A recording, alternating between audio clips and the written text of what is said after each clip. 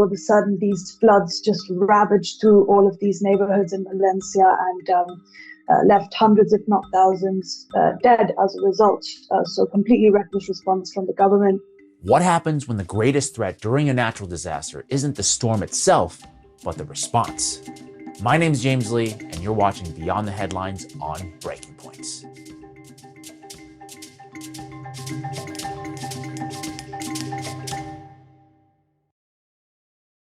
Here in the United States, Hurricane Helene devastated communities across western North Carolina in late September of this year.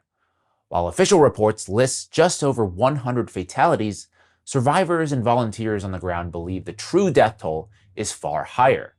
Allegations of mismanagement, delayed aid, and a lack of transparency have left many questioning whether the government truly has the public's best interests at heart. But are these failures unique to America? Because across the Atlantic, Spain faced its own catastrophic disaster just a few weeks later.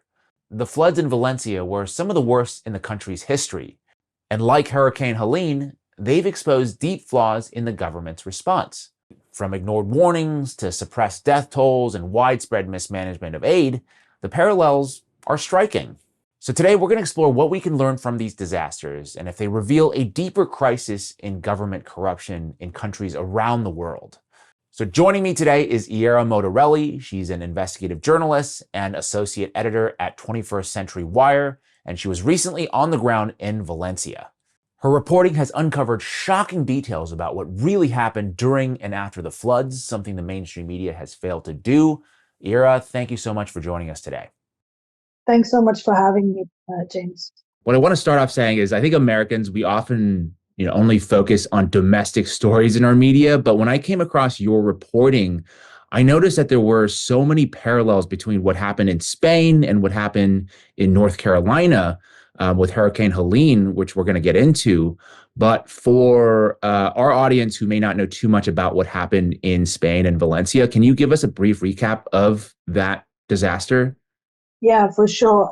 This happened over a month ago. So on the 29th of October, there was some really devastating floods over here in Valencia, particularly in flood-prone areas, very urban areas. The government was very aware that these were flood-prone areas, but over the years, they just kept building out in these areas and pushing people towards this region of Valencia. This was, marked as the worst natural disaster that's ever hit Spain before. And one of the things that really compounded the tragedy massively was the fact that the early warning systems failed. So we have, just like you guys in the US, we have the Spanish Meteorological Agency called IMET here, issued a red weather alert in the morning of the floods, but the Valencian president, Carlos Marzón, kind of dismissed it, ignored it, and told people, that there was nothing to be worried about, downplayed it, and people went about their days, and all of a sudden these floods just ravaged through all of these neighborhoods in Valencia and left hundreds, if not thousands, dead as a result. So completely reckless response from the government, very similar to what happened with Hurricane Helene. Yeah, when you mentioned the failure of the early warnings, that kind of brought back memories of what happened in Maui with the wildfires that happened there. Many people on the ground saying that they got no warning of that. And then you also just mentioned the death toll being very high, into the thousands, which I don't believe is the actual death count. And I know that when you actually went on the ground and talked to people and recorded exactly what they saw, one of the most shocking parts of your reporting was this discrepancy in death toll. So can you tell us a little bit about what the locals are saying and why they think the number is so much higher and what kind of evidence is there to support those claims?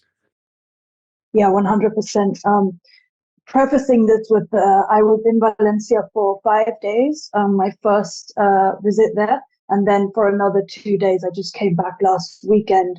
I've spoken to about 30 or 40 neighbors, maybe more, when I was on the ground, kind of just start conversations. And every neighbor wants to tell you what they saw.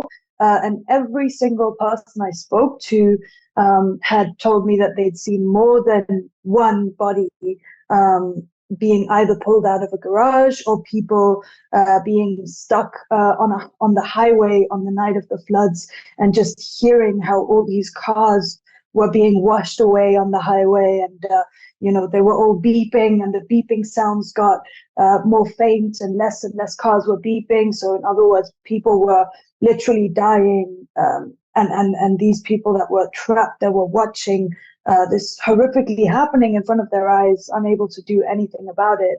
And I spoke and saw a bunch of things myself when I was there. So let's start with the government is reporting this as 220 plus deaths right now. The missing toll is in the 1,800 to 2,000 initially was at that count. But I've spoken to various neighbors who had, and I go through this in my investigation too, who had identified either family members as dead, or friends or neighbors or such as dead, effectively seen the bodies and identified them, and yet family members were marked as missing instead of dead. And one of the reasons I believe why this is happening is because for every deceased person, the Spanish government needs to allocate around 72,000 euros to the family members. And one of the big clues that I got when I was on the ground was I went into a garage that was flooded. The floor below, I later found out, had a bunch of bodies still in it. So I was on the first floor, and the floor below that was completely inundated still on my first visit. There were 3 body bags in that one garage that I went into, and I filmed them. I went in and I filmed them, and then I talked to the locals about what they saw, and they saw people being pulled out of this garage specifically. And I went back 2 weeks later, and the state forces, whether that be, the military or whoever is pulling these bodies out, needs to mark these areas, garages mostly, or tunnels or so. They need to put a little mark on the garages, an S specifically, which means sacado, which means we remove bodies from here. And so I asked the neighbor, where is that? Because we can clearly see the body bags, but we can't actually see that they've marked that. They said they don't do that, because then you could obviously kind of go around all these towns, count the numbers, and see that massive discrepancy. So neighbors on the ground believe that there are thousands of people that have perished, and that most of these bodies are in the sea at this point. They've been washed into the sea, and every single neighbor I talked to saw bodies. So it's much, much higher, I believe, than what they're saying. Wow. So you're saying that there's actually a financial incentive from the government's perspective to classify people as either missing or just forget about them completely, because if they are reported as dead, there's some coverage that the government needs to provide for the families. And I think in the US, we witness complete dysfunction. Some would say corruption, kind of like what you're talking about in terms of the federal government's response. You had people like yourself, or volunteers, aid organizations going in and having to step in and help. And we also heard reports here of those organizations being turned away. It was kind of a complete mess. And I think you talked about something similar happening in Spain as well. Can you tell us a little bit more about that? Yeah, for sure. I mean, when I first heard about FEMA turning away volunteers in Hurricane Helene, I was completely stunned at that happening. And then I saw it for myself when I went to Valencia, different organization, in this case, the Red Cross. I spoke to and interviewed also in the investigation an interview with an independent aid worker that was on the ground at a distribution center that was next to where I was sleeping.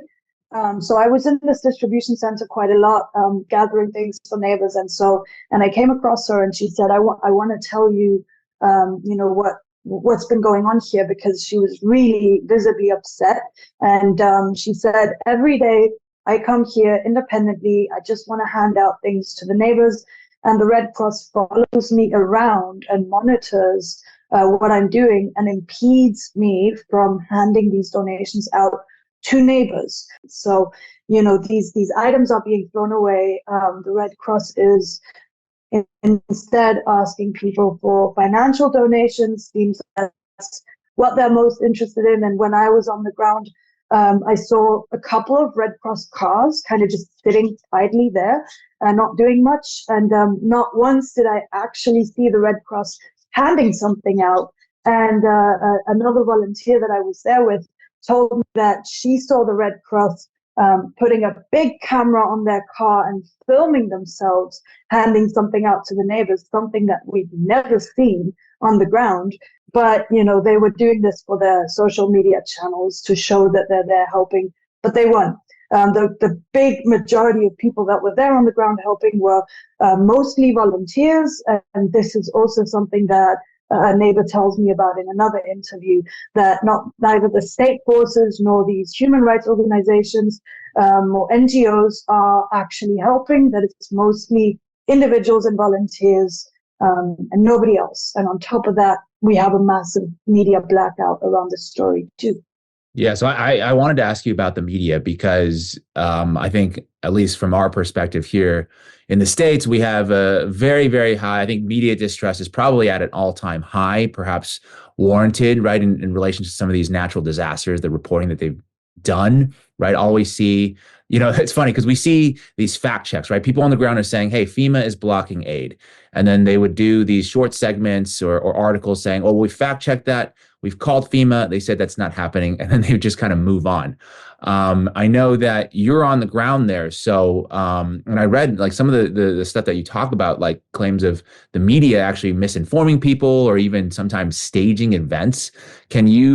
Or staging certain events to portray a certain narrative. Can you go into that a little bit? And also, what's the general public sentiment that people have towards mainstream media in Europe? Oof, I mean, in Europe, as in the entire world, people don't trust the mainstream media anymore, very rightfully so, I should say. On this particular instance, there were a couple of different instances that we can go into that kind of went viral, and then one that I saw myself. So a couple of things that went viral around this was reports and videos of journalists, or a journalist in this case, kind of ducking down, covering himself in mud after being completely clean in a zone full of mud everywhere, completely clean, meaning he had just arrived. So covering himself in mud real quick and then grabbing the microphone and saying, I'm ready, let's go. And this was caught on camera. So that was one for a big outlet here called Horizonte. And then to what I saw, 20 minutes or so after I had left this garage and seen these body bags and just spoken to completely traumatized neighbors, I see another big outlet in the street with their microphone kind of waiting and setting up. And I start asking, what's going on here? What are they setting up for?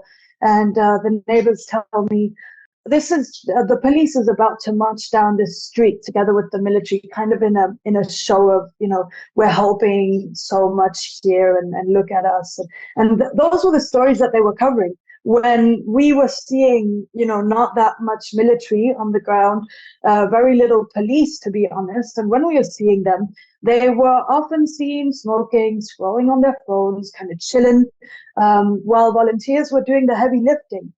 Yeah, that's so disturbing to hear all of these stories. And where my mind goes, and when a population deals with something like this, there's almost no other path for them to start going down other than to think, okay, is there some sort of conspiracy going on here, right? When you talk about these certain powerful nefarious figures or institutions taking advantage of these disasters here, we have stories about maybe there's deeper motives at play, real estate interests, covering up, the mismanagement that's going on, facilitating a land grab, something like that. So I'm just curious, what is your overall opinion about these kinds of ideas? And is there anything on the ground that would suggest any truth to these things? So I think, not to get too conspiratorial here, but I think that, of course, there was a lot of money that was made out of this tragedy. And the governments very obviously could care less. There's massive protests on the ground that are not being covered by the media. Because people want both the Valencian president and Pedro Sanchez, who's the president of Spain, to step down. This could have really easily been avoided, and they chose not to. They chose to play party politics. Even the Valencian president was at an award ceremony on the day of the floods. So, it just gets worse and worse the more you talk about it. But I think, of course, in this instance, it's opportunity and money that was available that they made. That's not going to get handed out. So where is that money going to go? Who knows? Yeah, well, we appreciate you for going on the ground. And I think, between all of us, independent media, I think, is the future. I think mainstream media has shown that they've abdicated their duties. So it's kind of up to us to pick up the pieces there. So before I let you go, I do want you to tell the audience about the kind of reporting that you do and where they would be able to go to find more of your work. Yeah, thanks so much. So I work for 21st Century Wire. You can find all that work on my profile. You can find the investigation link to my Twitter. And yeah, I'm mostly active on Twitter, and you can see a catalog of all my investigations and work on 21st Century Wire. Well, thank you so much, Iara, for joining us today on Breaking Points, and look forward to talking to you again soon. Thanks for having me. That's it for me today. If you want more stories that the mainstream media is unwilling to tell, please check out and subscribe to my YouTube channel, 5149 with James Lee.